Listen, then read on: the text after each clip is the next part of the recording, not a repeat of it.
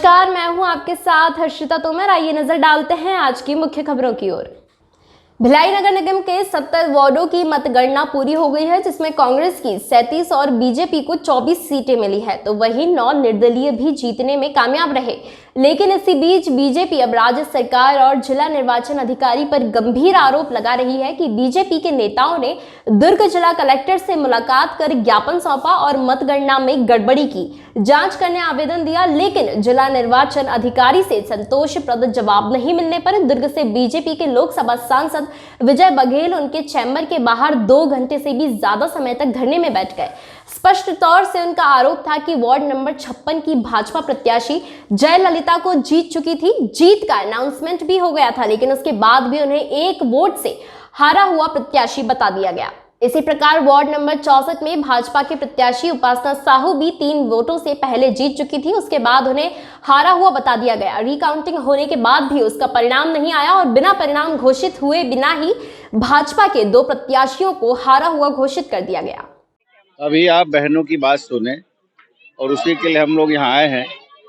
और ये जो जिला प्रशासन पूरी तरह भूपेश बघेल के एजेंट के रूप में काम कर रही है।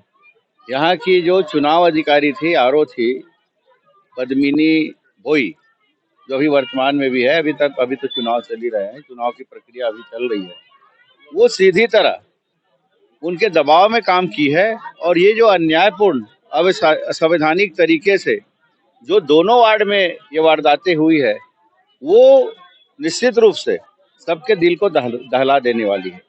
क्योंकि इस तरह के कुकृत्य वही लोग कर सकते हैं जो लोकतंत्र पे विश्वास नहीं करते और लोकतंत्र की हत्या करने में, लोकतंत्र का चीरहरण करने में लगे हैं।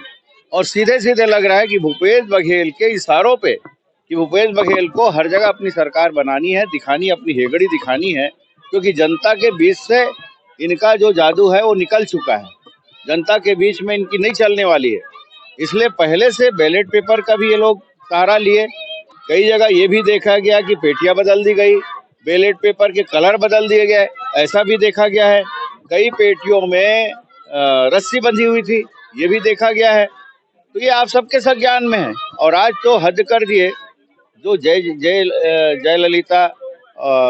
जयललिता और हमारी उपासना साहू जी जो बातें बताई, आपने इनकी बातें सुना। ये बहनी हमारे रो रही है, ये पीड़ित है, इनके दिल के दर्द को कौन सुने। अभी कलेक्टर महोदय को बोले कि मेरे अधिकार क्षेत्र से निकल चुका है, आरओ का अधिकार अंतिम है, तो हम कहाँ जाएं। वो हमको बोलते हैं कि आप कानून के पास जाए। कानून के पास जाने का रास्ता हमारा खुला है, लेकिन आप बताइए, आपके अधीनस्थ तो अधिकारी है पद्मिनी भोई, उसको बुलाइए, हमारे सामने बात कीजिए आप कि हम लोग जो बोल रहे हैं वो झूठ है कि सच है। तो चले गए, हम लोग धरने में बैठे थे, 2 घंटा 2.5 घंटा करीब धरने में बैठे।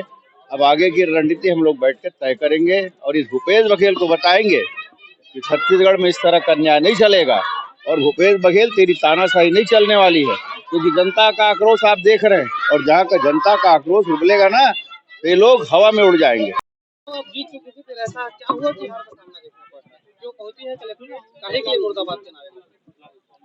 चुनाव जब से शुरू हुआ है तब से मैं इसकी शिकार हो रही हूँ। मुझे समझ में नहीं आया है कि इनको एक ट्रेनिंग दी गई, एक इनकी साजिश थी। ये चुनाव नहीं लड़े हैं, ये एक साजिश की गई। जिस दिन से मतदान हुआ उस दिन से वार्ड में गुंडागर्दी हो रही थी। मैं देखती थी कि हो सकता है ये आदमी ऐसे ही व्यवहार का होगा, आक्रोशित। और मैं बहुत शिकायत भी की। मतदान के दिन भी बहुत अनियमितता हुई, लोग व्हील चेयर के बहाने ले जाते थे और वहाँ वोट डला के जाते थे। मेरे मना करने पर मैंने 2-3 बार पुलिस अफसर को, बलराम शुक्ला जी को फोन किया। बलराम शुक्ला जी आके ना उनके हाथ जोड़ते थे, बोलते थे आप प्लीज चले जाइए।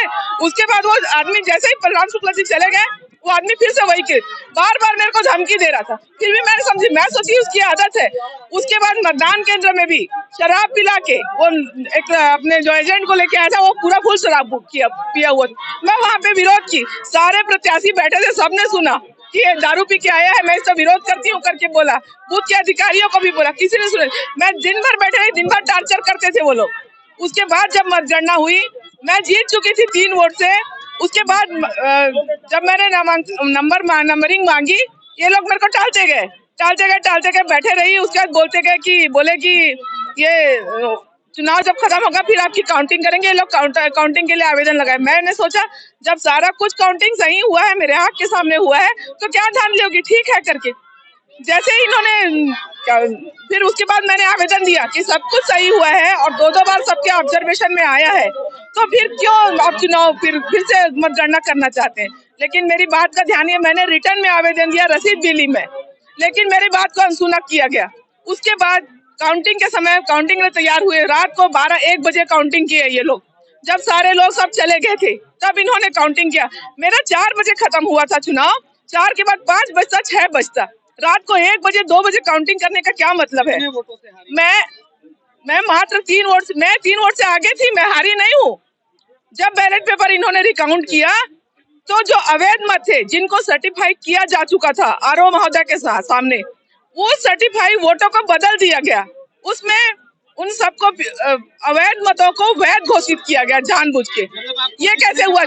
जब आरओ जी साइन कर चुके थे, उसमें सील लग चुका था, ये मत अवैध है, तो वो बदल कैसे गए? जीतने के बाद आ गए। सारे न्यूज़पेपर में सब जगह मेरा चला गया था, मेरा नाम उपासना साहू है, सभी जगह चला गया था कि मैं जीत चुकी हूँ वार्ड 64 से। आपके और जो साधना सिंह है उसके बीच में टाई हो चुका था, फिर 1 वोट से वो कैसे जीत गई? वो जीती नहीं थी, मैं जीती थी। मैं 21 वोट से मैं जीत गई थी। वो लास्ट में उन लोग टाई में ला दिए थे। जब टाई में लाने के बाद मैं वापस उनके पास रिकाउंटिंग कर हम लोग फॉर्म भरे थे, उन लोग ओके कर दिए थे।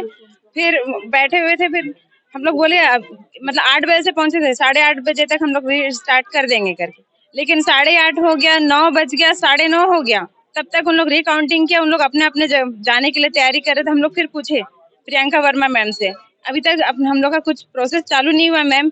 तो बोलने से बोलती मेरे हाथ में नहीं है, आप जाके मेरे से ऊपर में जो मैम है उनसे बात करो। तो हम लोग उनके पास गए, तो उनके पास हम लोग रोते हुए रिक्वेस्ट भी किए, बिल्कुल हमारी बात सुनी नहीं। और पद्मनी भोई वो हमसे इतने बदतमीजी से बात करी, और प्रियंका वर्मा ने मेरे पर ब्लेम लगाया कि मेरे से बदतमीजी से बात कर रही है, इनकी औकात क्या है। हम अपने मेरे को जो बोला, मैं अपने वार्ड से मैं जीत चुकी हूँ और मेरे वार्ड के पूरे जनता ने मेरा पूरा समर्थन दिया, साथ दिया है। तो मुझे पूरा यकीन है कि मैं जीती हुई हूँ, और उन लोग ने मेरे साथ धांधली की है, और मैं हर पेटी से जीत रही थी, और तीसरे नंबर की पेटी से पूरा धांधली किया गया है। उसमें से 2 मत गायब है, जो डाक मत से आया था वो भी मत उन लोग ने हमारा एक्सेप्ट नहीं किया, और हमारे पास पूरा रिकॉर्ड्स रखा हुआ है। उन लोग ने साइन करके दिया है कि इसमें ये सब नहीं है। मतलब 415 वोट थे, उसमें 413 ही वोट का लोग लिखित भी दिए हैं। जब हमने इस चीज को ऑब्जेक्शन उठाया तो उन लोग ने साफ इनकार कर दिया, हमारे हाथ में कुछ नहीं, हम नहीं सुनेंगे। कौन से वार्ड से? हम 56 वार्ड से हैं। जय ललिता।